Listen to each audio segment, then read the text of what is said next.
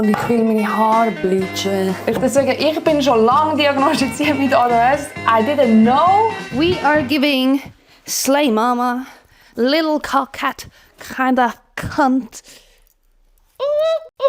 Ich starte immer im Bett, aber hello, welcome back. Jetzt haben wir viel zu tun im Vergleich zur letzten Woche. Today we're going wild. Ich bin richtig schön aufgewacht, wunderbar. Ich habe den Wecker erst auf die 9 gestellt, bin aufgewacht um die 20 ab 7. Noch ein bisschen gekuschelt mit meiner Freundin und jetzt bin ich ready für den Tag. Ich habe viel zu tun, aber nicht so, dass ich im Stress bin, aber ich weiss nicht, ob ich euch erzählt habe, aber ich habe ADHD. Also, that's a whole story, die ich euch nachher erzähle. Aber wenn ich viel zu tun habe, dann muss ich unbedingt einen Plan machen. Weil sonst, ich habe ja auch jetzt schon so viele andere Ideen, die es halt einspült. Deswegen, ich brauche einen Fokus. Und jetzt mache ich eine Liste, wie ich das machen will, mit Zeitplan und so. Also jetzt am Morgen muss ich noch ein bisschen Selbstständigkeit schaffen. Dann heute Abend ist das Metzger-Konzert. Das heisst, ich muss noch ein Outfit parat machen und mein Make-up machen. Alright, let's do it!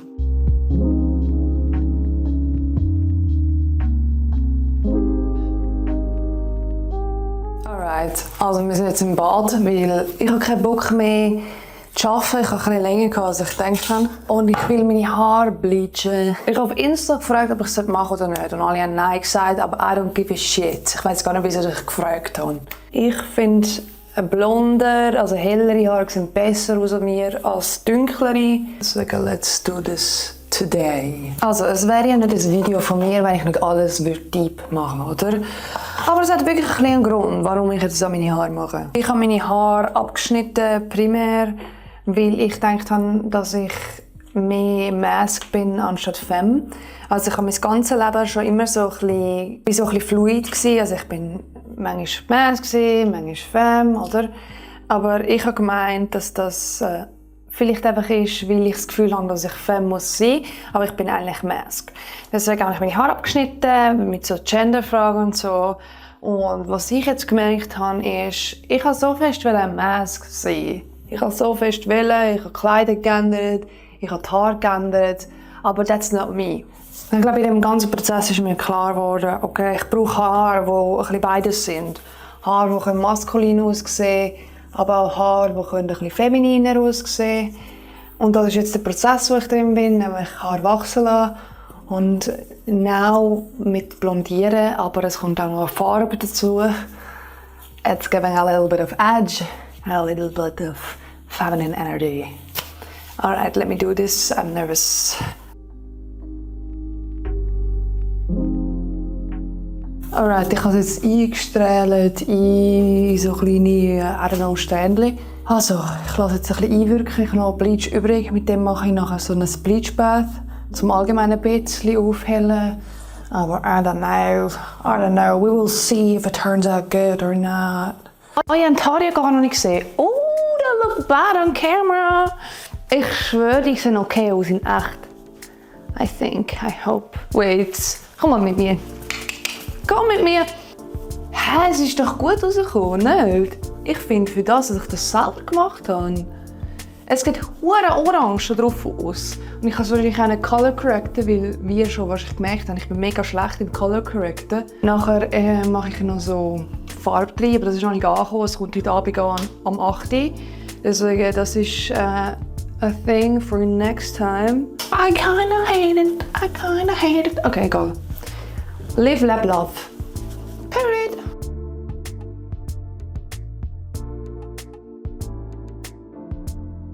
Es gibt momentan ein grosses Thema in meinem Leben, ist mein ADHD. Ich weiss nicht, wie viel dass ich das schon erzählt habe. Überhaupt. Ich habe mal ein Video gemacht für TikTok und ich habe einfach nie darüber geredet. Oder nein, ich gesagt, nein, warte. Ich habe es nie hochgeladen. Ich habe es scheiße gefunden. Es ist eine riesige funny Story. Ich habe irgendwie nicht wollen. Ich bin unsicher gewesen, zum sagen online. Ich finde, es ist sehr, sehr auffällig, dass ich ADHD habe. Aber ich wollte so überkommen, als würde ich einfach irgendwie jeden 3. Tag mit einer neuen Diagnose rauslaufen. Weil that's not it. Obwohl ich muss sagen, ich bin schon sehr viel misdiagnosed worden im ganzen Leben. Deswegen, ich kann auch nichts dafür. I'm not making this shit up. Aber ADHD habe ich diagnostiziert bekommen, als ich etwa 6 war. Etwa mit 4 bin ich in den Kindergarten gekommen. Und ich bin ein bisschen ein Träumer gewesen, oder?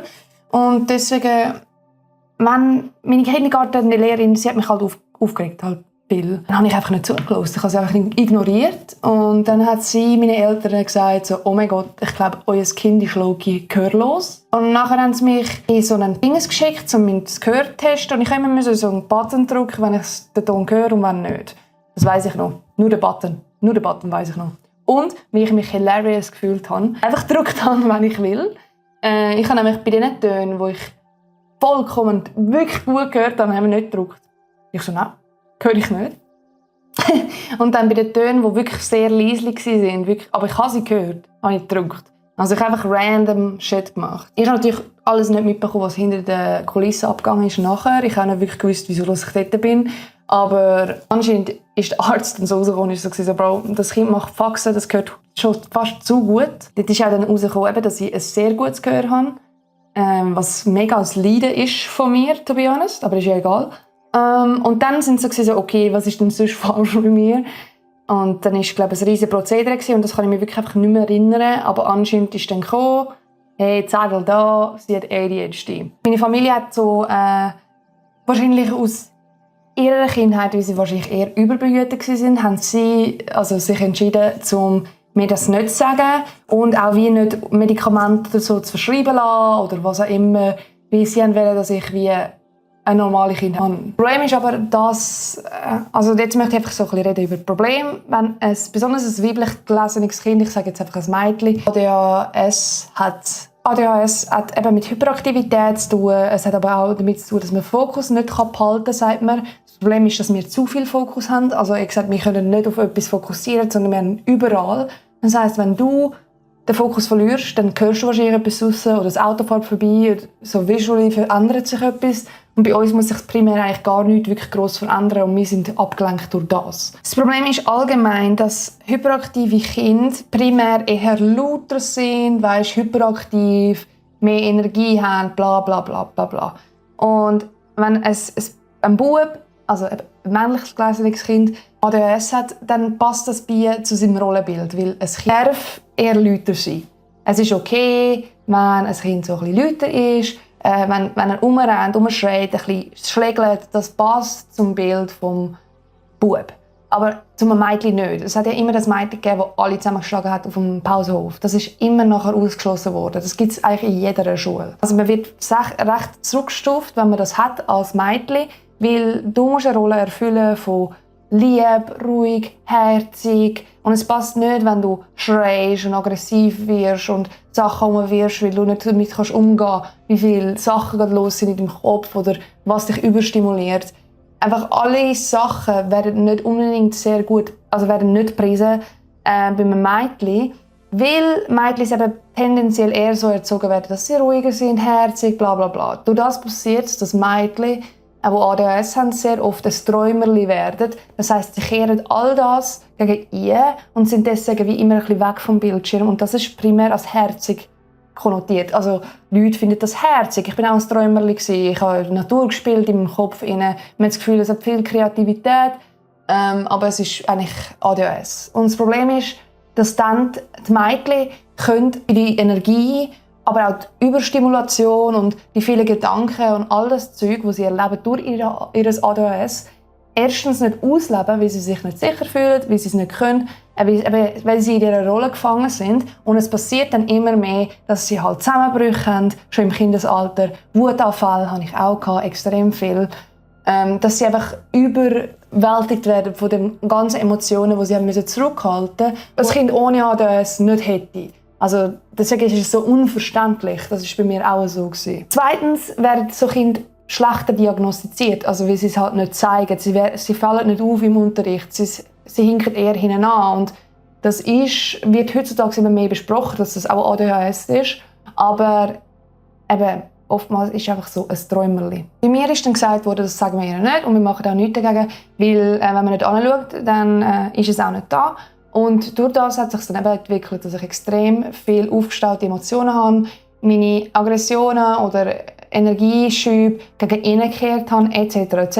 Und was passieren kann bei einem Kind, das nicht auf Art unterstützt wird, weil es auch in die neurodiverse Spektrum gehört und durch das nicht Schlag kommt in der Welt, sich immer ein bisschen anders fühlt, bla bla bla bla, kann es passieren, dass sich daraus ein Child Neglect, also eine Vernachlässigung entwickelt vom Kind, weil man halt nicht wirklich gesehen wird, für wer man ist, man wird nicht verstanden etc. Man wird ausgeschlossen von anderen Kindern. Bei mir persönlich hat sich dann eine Persönlichkeitsstörung daraus entwickelt, mit noch anderen Gründen, to be honest, aber die will ich nicht share online. Deswegen ist es sehr, sehr häufig, dass weiblich gelesene Personen erstens später diagnostiziert werden mit ADHS oder auch zuerst diagnostiziert werden mit Borderline und dann ADHS, weil das hängt bei den weiblich gelesenen Personen ein bisschen mehr so zusammen, weil sie ja all die Stimulanten, die sie haben, gegen eindrehen und deswegen self-destructive werden, laut werden, aggressiv werden, manipulativ werden und das ist typische Traits von Borderline. Aber was natürlich auch daraus kommen kann, ist, dass du wirklich hast Borderline und ADHS. Und das ist wahrscheinlich bei mir der Fall. Deswegen, ich bin schon lange diagnostiziert mit ADHS. I didn't know.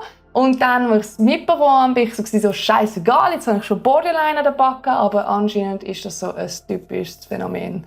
Seit ich es weiss und seit ich es zulassen kann, ist es schlimmer geworden. Weil ich habe gewusst, ich maske extrem viel. Ich bin mir nicht sicher gewesen, also ich habe gewusst, ich bin wahrscheinlich auf dem neurodiversen Spektrum. Weil ich experience recht viel davon und ich bin auch schon mehrere Abklärungen für Autismus. Aber es hat auch eine gewisse Freiheit gegeben, weil ich kann jetzt sofort sagen, sorry, ADHD, oder? Das nimmt mir ein bisschen die Last weg. Aber ich muss jetzt natürlich auch lernen, wie damit umgehen. Ich arbeite extrem viel mit eben so Workplanners, funktioniert halbe, oder sehr viele Reminders. Mein Handy ist eigentlich voll mit Reminders. That's my story über ADHS. Ich kann noch recht viel mehr darüber reden, wie ADHS mein Leben oder allgemein das Leben impactet, besonders als weiblich gelesene Person. Ich rede jetzt ein bisschen mein YouTube-Video weiter und nachher muss es schon los zum Psychologin. Hey, don't mind me. Ich habe hier einen riesen Pickel bekommen, während ich in Therapie war.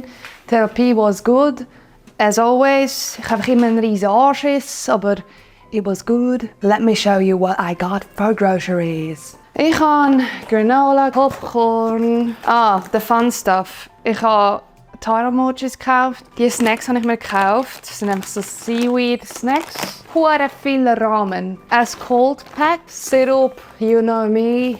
Nochmal Popcorn. Und dann habe ich Sachen bestellt, online, die jetzt angekommen sind. Das sind so Tapes, die habe ich auch schon da dran. Sie haben nicht mega gut, aber sie sind halt gegen... Also ich will sie benutzen gegen halt das Haarpicken und gegen das Nägelkauen. Mal schauen, ob das hilft. I bought a book from Julia Fox. Das kann ich euch nicht zeigen. Das ist die Haarfarbe, die ich will machen. That's the haul. Let's feed. Hello, ladies and gentlemen. Wir sind auf dem Weg zum Miski-Konzert und ich habe vergessen, den Vlog abzuschliessen. Das ist meine wunderbare Freundin. Hallo. Also ich möchte euch den Fit zeigen, wir sind wie immer spät dran. We are giving Slay Mama, little cockhat, kinda cunt. And here we have the cuntiest of the cuntiest. Gaggity goo. Oh yeah, give us some poses. Wurde jetzt einfach auf die Kamera gekotzt. Einfach so. Yes, it's giving iron deficiency. Tschüss zusammen, tschüss!